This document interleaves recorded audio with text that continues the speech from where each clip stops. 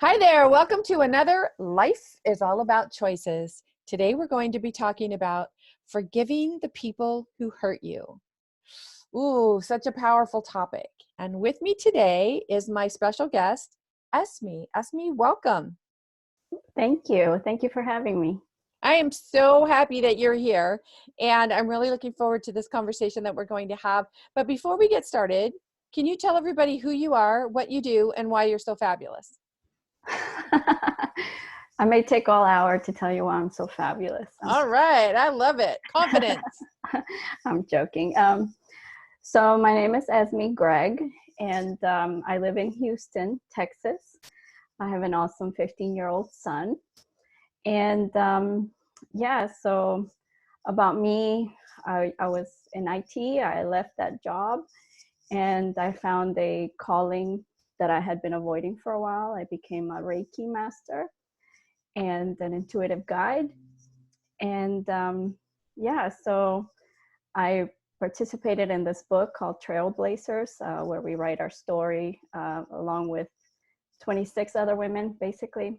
So 27 of us wrote our stories. And that's how I got to meet you. So I'm just so happy to be here. Fabulous. I love the way the universe brings people into my life. It's amazing. Yes, yes.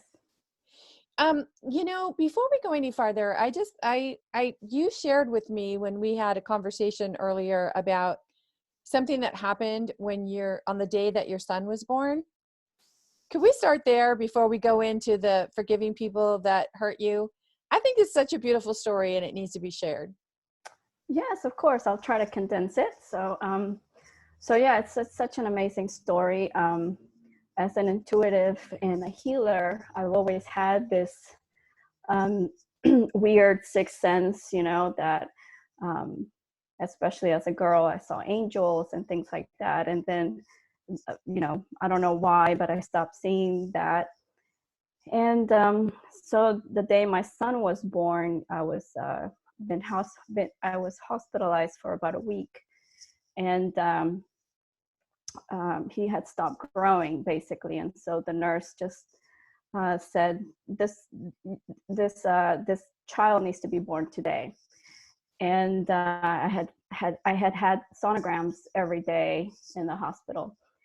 And so basically the time had come because he wasn't growing, even though I was in bed rest and all that stuff. And as soon as she said that, she closed the curtain, and I just heard like this little flapping sound and kind of children playfully running, or just like this happy kids. And I thought there was kids on the other side of the curtain. But come to find out, basically what happened is within a few seconds, I'm looking at these cherubs right in front of me. And so now angels are very significant for me. I guess they always were, but more so in the recent years. So these little three cute cherubs were right in front of my face, and they were playfully pushing each other, floating in front of me and giggling, and kind of like pushing each other like like somebody was trying to win. And this happened within 2 seconds. All the detail I'm giving kind of makes it sound like it took forever, but so then I realized that I'm actually looking at this. I wasn't dreaming. And I just hear one of them say, "Mommy," and just like flies into my face so much that my head kind of went back like that. That's how real it was. And I just felt, like warm chocolate syrup and love was just, being poured inside me. And I just felt this beautiful love inside me. And the other ones just kind of went away and everything disappeared. And I realized I was tearing up, and my mom was sitting right there, and she hadn't understood because she doesn't speak English. So she didn't know that what the nurse had said, that, he was going to be born that day, and which meant we were going to do a cesarean. And so I told her, she said, "What happened?" And she said, "You have goosebumps, and I'm cold, and you're cold, and I feel energy." And I say, yeah, this and this just happened, and this angel just came inside of me, flew into me, basically, I guess is the way I described it to her. And she said, oh, that's your baby's soul, that's your little angel. And he picked you, and he's ready to be born. And then I looked at her and I said, that's exactly what the nurse just said. This baby's going to be born today. And I'm just so happy to be able to share that story because, I think for me, it really proved that feeling that I think we choose our parents, we choose our path when we come into this world. That's such a beautiful story. Thank you for sharing that again, and for sharing it on this conversation. A common thread for everyone that has conversations with me on Life is All About Choices is about something that they've experienced or gone through that they just wanted to give up and said, oh no, I can't handle this anymore. Stick a fork in me, I'm done, no more. And I know that you had a similar path as well. And today we're going to be talking about forgiving someone who hurts you. So can you share a little bit about the experience or experiences that you've gone through to get you where you are today? Yeah, so many, there's a long list of people. And I think the most important one was myself. I think we walk around thinking, oh, that person did me wrong, or she did this, or, my mother, that's a whole different show. But, our parents, our family are this, and then our friend, and we find all these people that, that did something to us, and and it's hard to forgive some of those things. And the hardest to realize that we need to forgive is ourselves. And I think when I started doing that, um, recently, that's when I started feeling, the growth and the change. But yeah, so basically I just did like mirror work without knowing really what that was. But I had started meditating, and I just started doing that in front of the mirror, and so that I couldn't hide from myself, I think. And for those watching who aren't familiar with mirror work, the technique, it's standing in front of the mirror and looking into your eyes. And there are several different modalities that you can do with mirror work, but one of them involves telling yourself that you love you, I love you, I love you, looking in the mirror, talking about different parts of your body and why you love it. Like, I love my eyes, they're so blue and I get a lot of compliments. I love my belly, because it brought children into this world. Things like that. You want to go through and talk about the aspects of love and how you love yourself in the mirror.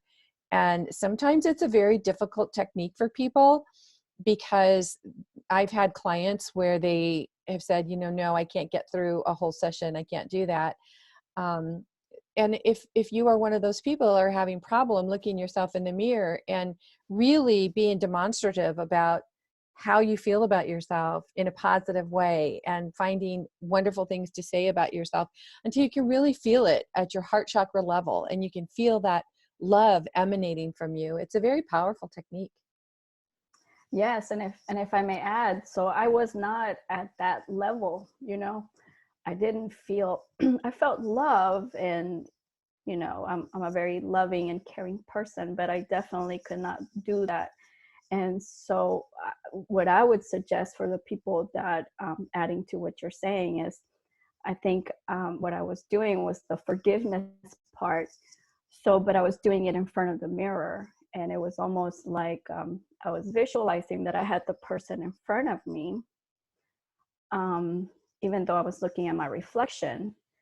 But I was having the conversation that I couldn't have, either because they had passed on, or because I'm never going to see them again, or whatever. But it's just, for me, I had to say the things I had to say in front of the mirror, and it was ugly. Mm-hmm. Ugly in the sense of it was painful. You know, it wasn't about I love your eyes type of thing. It was about sassafrasa, rasa, rasa. Why did you put Yeah, me through this? Yeah. Mm-hmm. right. And so, you know, something, I don't know, like with an ex, you know, why did you cheat on me? You know, I didn't like that. And I was so, you know, so kind to you and so giving, and I wish you hadn't done that. If, you know, if you wanted to go and be with somebody else, we could have had a conversation about it. I would have understood. And even if I wouldn't have understood, I would have had more respect. It wouldn't have hurt as much, or whatever it was. Of Mm-hmm. course, you know, tears and Kleenex are going through that, because you're opening that pain that Yes. you've been hanging on for so long. And so yeah, it's very powerful. And then you can work your way up to that point where it's almost like you got to clean the house before you move in, you know. Mm-hmm. So that's kind of how I see it. It's like I was like power washing, you know, removing the old wallpaper, you know, refinishing the floors, and I was seeing my body as this old rundown house. And that's how I work with my clients. I'm very visual, Mm-hmm. and so so that those types of exercises helped. And yeah, and I just went one by one, and sometimes it was more than one time, um and that really helped. You know, it wasn't pretty. It was very ugly and very painful Yes, process. this work is not, when you do inner work, when you decide that you're going to take 100% responsibility for every choice that you make and the ramifications of every choice that you make.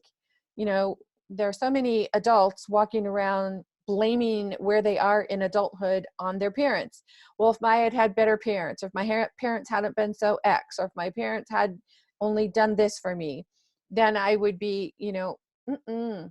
If you are an adult walking around still blaming your parents for something that's going on in your adult life, there's inner work to be done. And again, life is all about choices. You're either willing to do the inner work, or you want to continue that forward momentum of blaming someone else for where you are. But I can tell you that the energy you sit in when you're constantly blaming someone else, that energy, it's an energy of giving your power away.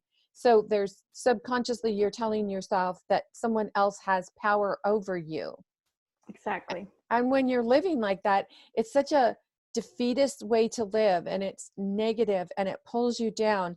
And because you're in that energy, everything you do, every choice you make is going to be based in that energy. So think about it. If you're feeling put upon all the time, you're not likely to choose something that's going to be really um, fulfilling and exciting and happy in your life. And if you do that, if you do something that's fulfilling and happy and joyous, you won't stay there very long, because you'll find a way to just bring that energy back down.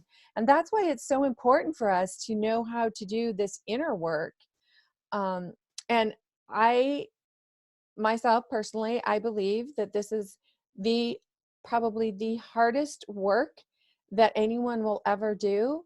But once you commit to doing the inner work, you then have the tools and the techniques that you need, so that when something does come up in your life, you quickly understand it, you see it for what it is, and you're able to deal with it in 45 minutes or less, rather than 45 years. Yes, yes. And that's a very powerful statement, exactly what you said. Because it's easier to just walk around and blame others. And but then, if you know, sometimes what I tell people, it's like, but basically, if we're doing that, we're being toddlers, you know. Exactly. Exactly. You're walking around like a 5-year-old going, Hmm. mm, mm, you know? Right. And the thing is, a struggle is a choice. And when you're struggling, you know, there's a reason for it. And that might sound counterintuitive, but really, struggle is a way to keep you um, in the feelings and emotions that you're in, because they are familiar. So Right. sometimes you can be in a situation where you feel horrible. You're like, this is the worst thing ever. I do not want to live like this. I don't understand it. But you keep making choices to stay in that energetic mindset because that's what's familiar. That's a familiar feeling. And until you start changing that feeling and stepping outside of that, you're going to stay in that negative feelings and emotions.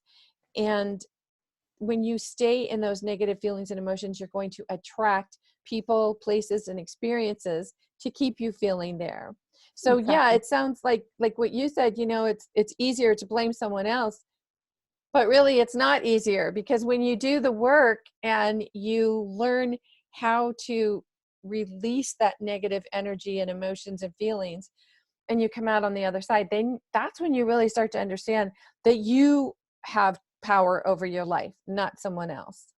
Exactly. And and that's the type of work that we do, right? So we had the experience, and we became to an understanding, and then we help people in the best way that we know how. And even through your show, so so the right things will start showing up once you start. It's basically these patterns, that we absorbed and we learned or we inherited as children. Mm-hmm. And so that's why our parents and the people that raised us, or even if grandmother was around or whoever was, we learn from them subconsciously, just like we learn the language and things like that. So we learn, oh, this is how a relationship is supposed to work. Or if, Yes. if parents fight, like, oh, that's that's that's what is supposed to happen. And so then later in our 20s and 30s, it's like we're always kind of bickering and fighting with our partners for no reason, and we don't know why, and it's because that's what we think a relationship should be, or a marriage. And it's really important to know that it's not the action, the fighting, the arguing, it's the emotions and the feelings that the fighting Mhm. and the arguing bring up. Make no mistake, our feelings are driving the bus in our life. They are at the head of the bus. They are the driver. So when you grow up and you are constantly bombarded or conditioned in the feelings and emotions of what it feels like to live with people fighting or live with something that is not of your highest good, there are feelings and emotions attached to it, and we carry those with us, and we make every choice based on um, checking in with those feelings. Oh, I'm going to choose to go to college. Oh, wait a minute, that doesn't connect with the feelings and emotions that I have, so no, college is out. Oh wait, I'm going to start a business. Or oh wait, I'm going to um, date a man who actually has, there's reciprocity in the relationship. No wait, that doesn't match the feelings and emotions that I've known my whole life. So it's what some people refer to as your comfort zone, but I refer to it as the known zone. Now, that's a Nancy word, so don't try to Google it, because it's something that makes sense to me in my years of working with people. We do what we know. We reach into our mind for a known entity, and we say, okay, I know if I do this, this is how it will turn out, and I'm pretty sure that I can control all the way around. And when we do that, we're working from our known zone. Well, we need to step outside of the known zone, outside of the familiar feelings and emotions. But when we do that, that brings on great fear, because ego is telling us, wait a minute, are you sure you want to do this? You've never done this before.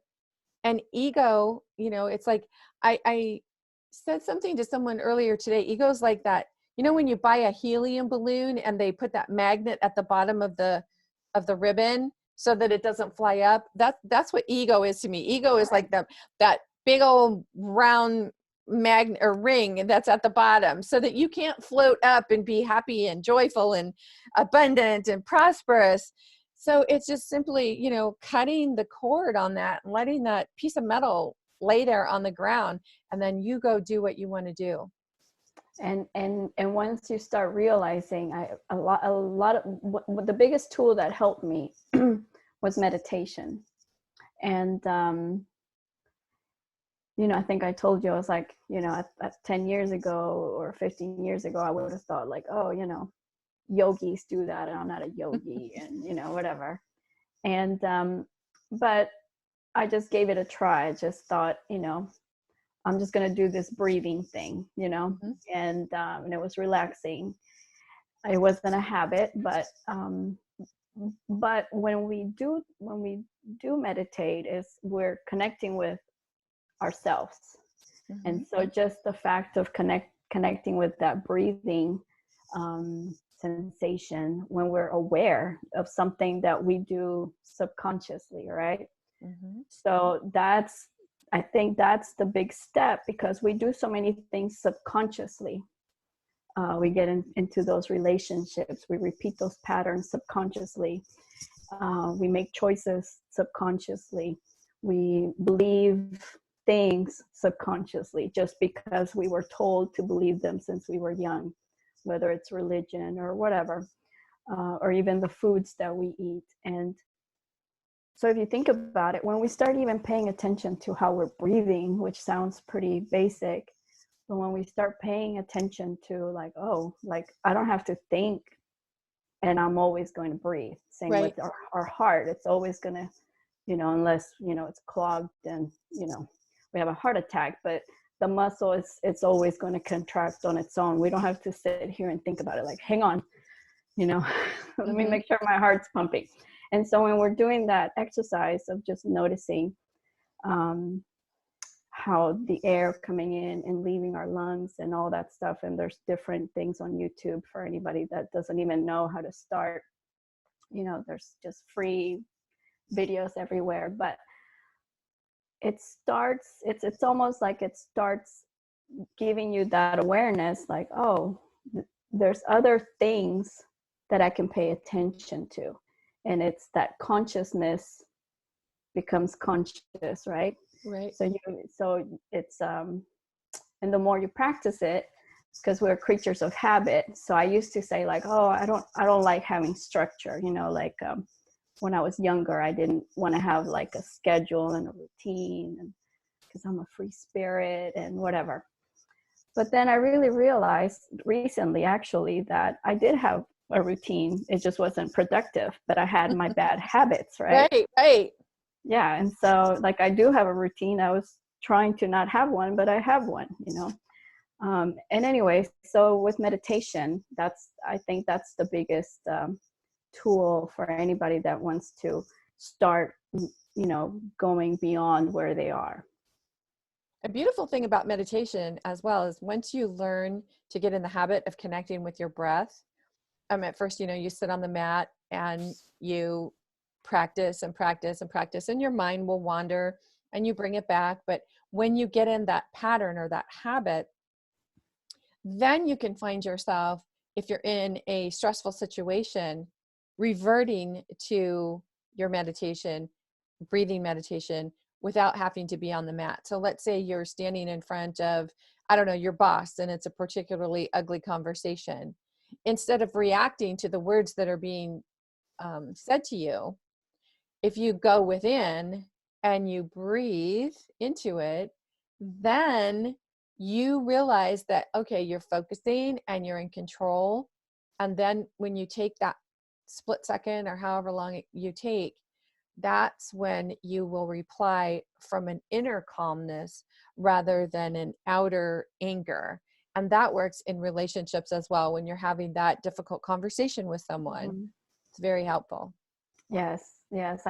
I have a quick little story. So I didn't see the results, or I didn't know how much I had improved because of meditation until I think 2 years ago. This laptop I'm on, I had just bought it. My son borrowed it, and he was trying to download a game. And anyways, the screen went blue. Uh-oh. And but jokingly, right before that, I said, if you mess up my laptop, like, I think I even said like I would kill you, but I don't know why I said that. But so so he went to his friend's house and he did all this, and he called me, and I thought he was joking with me. He said, the laptop, it has a blue screen, it won't turn on. And I said, well, just bring it here.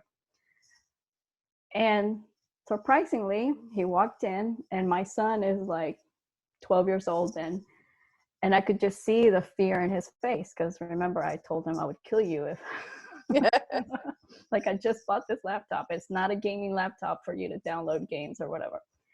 So, and I could just see the remorse and the pain, and sure enough, and he's like, Mom, I'm so sorry. And old me would have gone off, yelled at him, told him, I told you so, you know how expensive this thing, or whatever. Instead, I just calmly, my brother was there and he was watching me. That's how I knew, because he was my mirror. He said, what the heck? I just grabbed the laptop and I hugged my son, because I realized the laptop doesn't really matter. What matters is my son. Mm-hmm. Like, but I wasn't processing that. Like, I processed that later. Mm-hmm. And even my son, he was like, who are you, basically? Who are you and what have you done with my mother? And it's something silly, but I was that type of parent that I would, come home and yell and let all the stress out on my son and things like that. Typical stuff that we all do because we're just not in control. And I'm not saying I don't lose it sometimes, and I'm not saying I'm perfect, but it does help. And so that was the big, I was like, who am I? Like, really, like, and yeah, it's powerful when we start, because we also connect to the bigger picture. Right. We realize that the world is not just here, it's our thoughts are just, like what we call the matrix, right? Just right. It's just a recording that we keep, I think, I don't know if I think we have the like 80% of the same thoughts from the previous day, or some high percentage. I'm really bad with stats, but basically we're just repeating the same thoughts over and over again. And so I think in meditation, with practice, we start connecting with source, with the universe, with what's the bigger picture, Mm-hmm. the who am I type of questions, Mm-hmm. and getting in traffic, or a laptop not working, or whatever, it becomes such a small thing. Right. 96% of what we think today is going to be the same thing that we think about tomorrow and the day after that and the day after that, until we take control of our thoughts, until we learn to consciously think about what's going on in our life and the choices that we're making. And, going back to the topic at hand today about forgiving, what's interesting, what I like what you just said, is the fact that you changed how you parent your son. That also changed how your son is going to see you.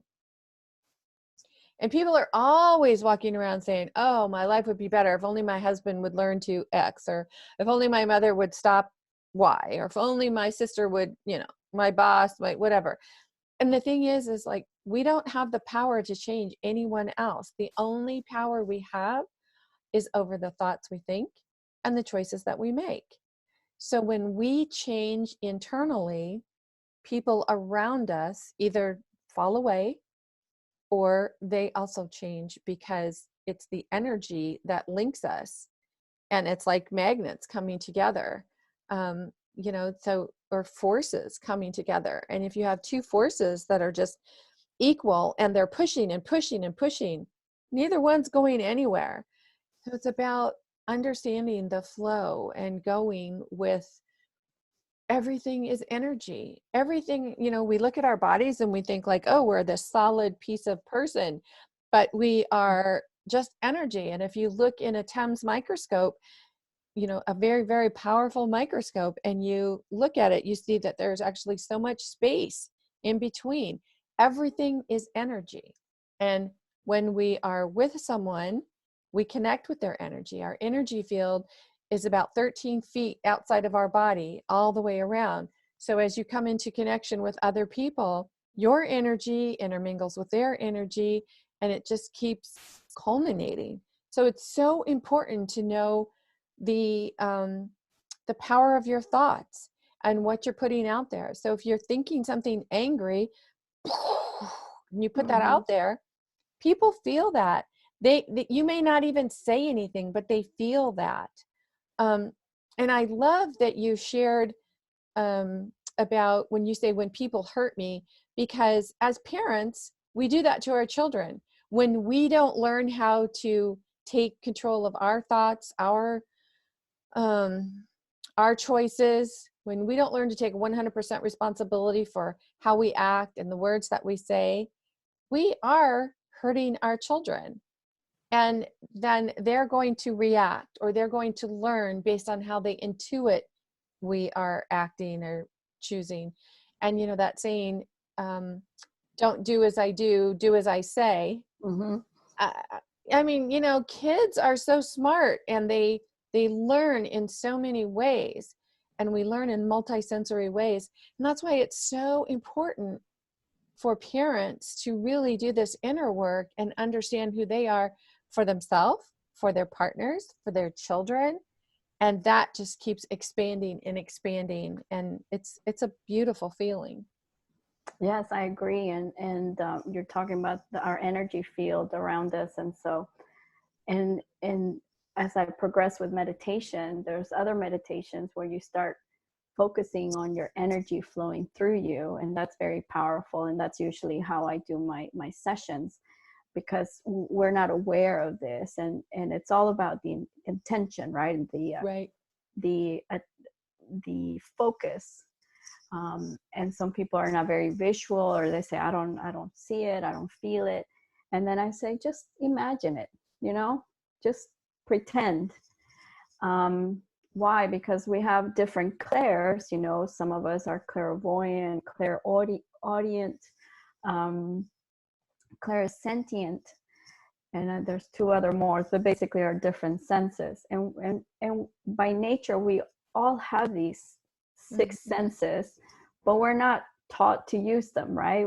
We use our eyes, our physical senses more.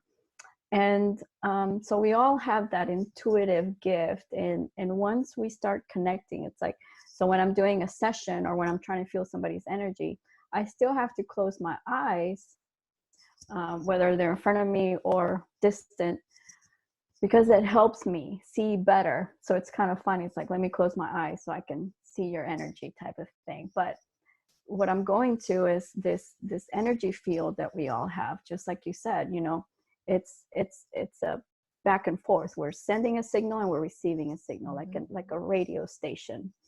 And there's teachers that give the example. It's like, whatever station you're tuned on, that's the signal you're sending and receiving. So if you're tuned into the anger feeling, Right. if that's the energy you're vibrating at, that's like, oh, I'm not happy, I'm angry, and I don't have any money, and I'm worried about money. So guess what? So you're going to keep getting situations where money is still an issue, or money is going to go away, or you're going to have a car accident, so you're going to have to spend more money, and you're going to be angry, and maybe you're going to punch somebody, so now you have court, whatever. Yeah. Or you're going to get sick or bring sickness into your life. Yes. Gary Zukav explained it in a way in one of his books that Soul Stories, I believe it was. And I like this analogy. He said, tennis clubs don't attract golfers. Clubs don't attract tennis players. So when you think of it that way, what is it that you want to attract? If you want to attract golfers, you're going to open a golf club. If you're going to attract tennis players, you're going to open a tennis club. So think of it that way, like whatever you want to attract, open that up in your life. And just, imagine that you are this, I don't know, you could be a club, Do you want to be in the angry club? Do you want to be in the hateful club? Do you want to be in the shameful club, the blaming club? Or do you want to be in the happy club, the party like purple club? What do you want to be in? And make that your club every single day. Yes. And for people that may not be ready to get to the happy-go-lucky club, I'm sure you talk to your to your clients about this. So the next the step in between, it's a good practice, is gratitude. Mm-hmm. And that also helped me a lot. And some days, with one of my exes, there was a lot of physical and verbal abuse and all types of abuse. And I had to go to work and do all these things. And sometimes I had to put on a face and pretend everything was okay. But I mean, my son was alive and he was okay, but internally it was like I was like like a zombie. Mm-hmm. And I remember, I think I heard one of my first teachers was Dr. Wayne Dyer. Mm-hmm. And I think I found him on PBS, and he was just talking, and most of his stuff just went over my head. This was 15 years ago. And he talked about gratitude. And so I remember, okay, what am I grateful for? And some days were just so hard that I could just think like I'm getting clean laundry out of the dryer, right? Mm-hmm. So then I would just say in my mind, like I'm grateful I have these clean clothes, Mm-hmm. I would smell my son's, clean baby shirt or something. Because if I did his laundry, like I'm grateful for, this beautiful shirt smells so nice that my, like how, who the heck is grateful for laundry, but when you think about it, it's like there's people that have no clothes, that have no washing machine, things like that. So when you and that was like one of the most basic steps. Or even just walking from my car to the office, it was like I was just telling myself, kind of like reprogramming, and just telling myself, I'm grateful for my legs. Mm-hmm. I'm grateful I can walk. Thank you, God, for this. Thank you, God, for that. Basic things. And so that gratitude, and some days we can, if that's all we can say, I'm grateful for this tasty cup of tea or coffee in the morning. Right. It's a good start. Absolutely. Absolutely. And I like to suggest to people too, that you make a happy list, like come up with 50 or 100 things, more if you want, but write down what makes you happy. Like one of the things on my happy list is iced tea with lots of ice. I love iced tea with lots of ice. So when I drink iced tea with lots of ice, it makes me happy. And all my friends know, like when we go out to eat, and if somebody orders tea for me, they'll say, she wants a glass of tea and an extra glass of ice. And it throws the servers sometimes, because they're like, so do you want ice in the tea? And you just want extra ice? They don't get it. And I'm like, it just makes me happy. Bring me lots of ice. And they look at me like, okay. And then they'll bring me the ice and I'll say, oh my gosh, thank you. You totally made my day today. And I've had servers go, okay, glad I could make your day, because it's really just feeling that one little thing that makes you so happy. Yeah. And it could be simple like that. Yes, it doesn't have to be a new car, a new house, or new job, or whatever. It's about the intangibles, like what makes you happy? Oh, breathing the fresh air. Um, get a list and start deciding and understanding and knowing what makes you happy. But you can't stop there. You have to have that list someplace near you, so you look at it every day, and then ask yourself, how many things did I do today on my happy list? And if you have a list of 100 things and you did 2 things on your happy list, you better be checking in with yourself and finding out, like, what the heck is my problem? Why am I denying myself the happiness that I so richly deserve? And you'll gradually start to choose things that make you happy, and put you in that frame of mind and that thought process and that energy of being uplifted. It's like, again, that helium balloon that's just floating up, and whatever you find that's pulling you back down, visually see yourself cutting the ribbon and watching that ego magnet just fall to the ground. Yeah, and I love that exercise. I think because I think with time, we start, it's almost like now we forgot about those sad stories Right. and the people that hurt us, like even when we started this conversation, right, we were talking about that, and now here we're talking about things that make us happy. So it's Of like, course we're going to be, happy. This is going to be like, we want a happy ending.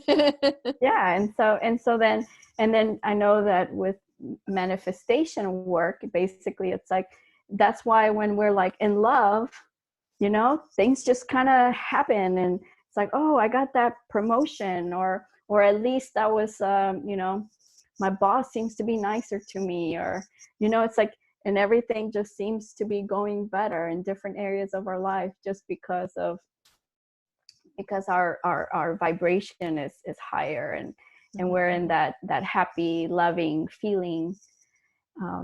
And it's a great thing, and we don't have to have somebody to love, romantically, to have that feeling. It's the No. easiest way. um so yeah, I think that's what I try to help people with. It's like, I know it would be awesome to have that person, there, but if you can get to the point, and I lived through this, if you can get to a point where you can be by yourself and just be happy, where you're accepting yourself and enjoying the little things, you're having ice cream whenever you want to, you're doing the things that you enjoy, and you're just kind of having a relationship with yourself. Right, right.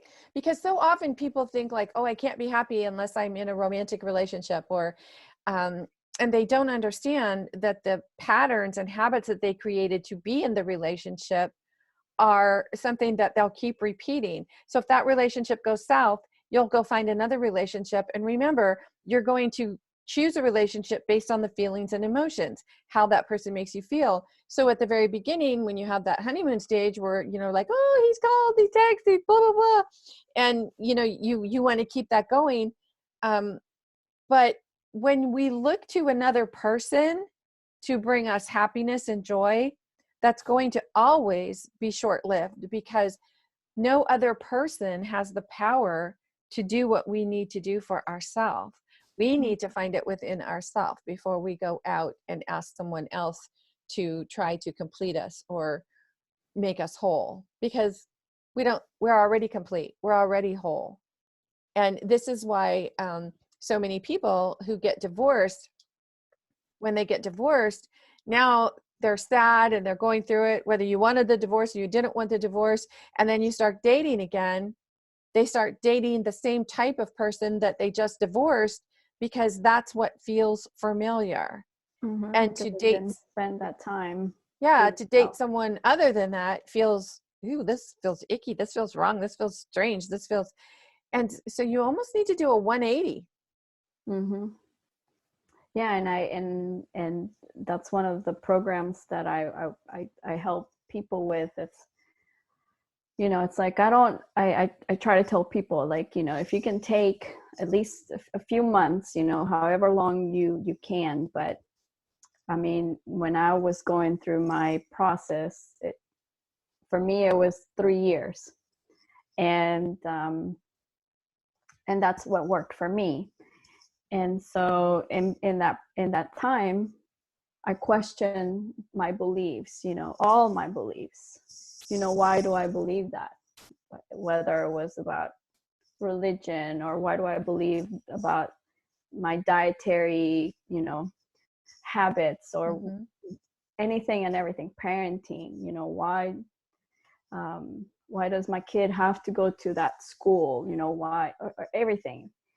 And relationships, and even about myself. And so when we start questioning those things, and it's like, but why, because there's different layers. And when we start questioning that, 99% of our beliefs were not ours. Exactly. Exactly. Even our names, like, we didn't choose our names, and we Mm-hmm. identify with that so much.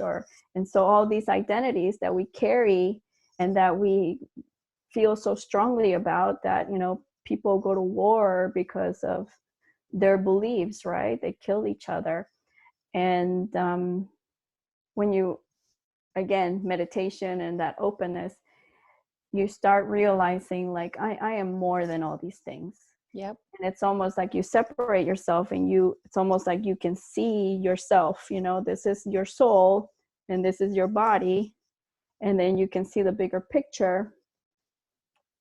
Makes it And yeah, and it helps you grow, and it helps you go through that journey of, there's something else above this. And I forgot where I was going with this. Well, and that's why it's so important to understand where your beliefs come from. You know, there's a story that I like to tell about a woman who was making dinner, and she had a friend over for dinner, and the woman was preparing ham. And her dinner guest said, "Oh my gosh, this ham is so good." And she goes, "Well, the secret is to cut the ends off both sides of the ham before you bake it." And her friend said, "Really? Why do you do that?" And she goes, "I don't know. I learned it from my mother. Let me call my mom and find out." So they call her mom and say, "Mom, you know, like, why do we cut the ends off both the ham?" And the mom said, "Well, because that's the way grandma always did it." So then they called grandma and they asked grandma, "Grandma, why do you cut the ends off the ham?" And grandma said, "Because I never had a big enough pan." Yeah. Yeah, I've heard it. I think it was for fish, but basically the same I story. like that better because I don't eat meat. But yeah, let's say cake, right? Or something. Yeah. So, and then you just realize like, oh, so cutting the ends off the ham that's not what makes it taste good. And you realize that everything you believe is based on something that someone else believed because that's what they were told. And it's when you can question your beliefs and master your beliefs that's when your mind starts to open, and you start to be able to ask the bigger questions like, well, what would happen if I change to this? And that's where I think you can help with the fear-based emotions and feelings that come in, because when you want to make change and fear comes up, and you can say, all right, I know I'm feeling fear, but let's just take it like this. Like, what would happen if I did this? What would happen? And Like, then what's let your the mind, worst thing? Yeah. yeah, let your mind just go there like, oh my God, all the trees in the yard will fall over, you know, whatever. And then you sit there and go, okay, well, that didn't happen. Right. And then you can just keep making new choices. And that's how you just make these little incremental changes that are so life expanding. And one of the secrets I learned, and actually I learned this through my Reiki training, Mm-hmm. and I didn't know that I could use it as a, you know, like life coaching, because then I heard my life coach basically say it, and it was like, we can trick our brain, you know, we think that our brain is in charge, but really, you know, like we are in charge of our brain, of our thoughts, right? And so when that fear sets in, whatever those, what if this happens, we can kind of say like, well, just for today. Mm-hmm. And so in the Reiki teaching training that we get, it's like, just for today, I will not worry. Just for today, I will not fear. Just for today. And there's like a few others, right? And that makes it very simple, because it's like, okay, you know, just for today, I'm going to drink 8 glasses of water, right? It's like, oh, okay, just for today. So I make sure I drink my 8 glasses of water. It's helping my body, blah, blah, blah, blah, right? Mm-hmm. And also, just for today, I'm not going to get mad at the people in traffic. That may not be as easy, but Mm-hmm. it's just for today. And so, but that tells your brain like, oh, okay, it's just for today. And then tomorrow we're going to, you know, it tells your ego, Right. right? But really, then tomorrow we do it again. So that's how we can start the new habits, you know. Oh, just for today, I'm going to meditate I'm just going to listen to this YouTube video about meditation, you know, just for today, I'm going to listen to it for 15 minutes or however long it is, just for today. Yeah. And And then if you can't tomorrow, get through the day, just for this yeah. minute right here, just this Mm-hmm. minute. And the important thing too is to never, never allow someone else to tell you where you should be, or you should be farther along, or, you know, you should be doing this, or you should be doing that. Every person's journey is their journey. And no one else has a right to say what you should or should not be doing, or should not be thinking, or what level you should be at. And just know that you are in charge of you, but also know that you must take responsibility for every choice that you make, because every choice has a consequence. And then take responsibility for every consequence. And you just get in that habit of, okay, choice, consequence. And of course, we want really life-affirming consequences. So then you retrain your mind to make choices that bring upon life-affirming consequences, which is a great feeling. Yes, it's wonderful. And I think it all connects back to, opening our mind, opening our heart, Mm-hmm. and allowing, well, when we're vulnerable and we forgive, right? We cleaned up the house. And sometimes it's a daily thing. I Mm-hmm. don't think it's a one-time thing. Sometimes No, daily, you're right. yeah, it's like, oh, okay, like, let's say like mom, like somebody that may be in your life still, and it's like, oh yeah, well, that's how mom is. And it's like compassion. Mm-hmm. Mm-hmm. um that's how she is, that's what she knows. She's on her journey. I'm Right. being understanding of her. I know a little bit better. Not that I'm better than her, but I know better for myself. I'm in control of my actions, my thoughts, my words. And I wish it could be different between mom and I, let's say, the example. But it's like, it's not the end of the world. It's little bit by little bit. Esme, thank you so much for being with me today and sharing your message and your wisdom. And can you let everyone know how to get a hold of you and get in touch with you should they want to do some work with you? Yes, I appreciate that. So they can be contacted. I have an email address. It's love@esmegregg.com, and that's LOVE at Esme Gregg, ESMEGREGG.com.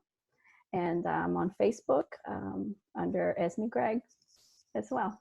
Perfect. Esme, thank you so much for being here and sharing your message, and for continuing to travel your path and help, be that inspiration and motivation for others. I truly appreciate it. Thank you so much, Nancy. And I love your work, and I'm excited to learn more about what you do. It's exciting, and I enjoy our talk as well. Thank you. Thank you. And for all of you watching this video, subscribe to our channel, leave some comments. Let us know what you were thinking when you were watching this. Let us know if you have some questions. We will get back to you. We will answer any questions that you have. Let us know, because that's how we know that we can continue our work and the work that we love to do, that we wake up with every morning and say, yes, I get to do this. And then share the video with a friend, because you never know who is needing to hear these messages. And that's what life is all about, choices. My YouTube channel is all about. It's about a place where people can go and say, I wonder if Nancy had a conversation with someone that could help me with this, or help me not feel so this, and just, look at the titles and see what pulls to you and go for that. Because I can guarantee whatever title calls you, that's the one you should be listening to at that time. So I thank you for joining us. And in the meantime, remember, life is all about choices. Ciao for now.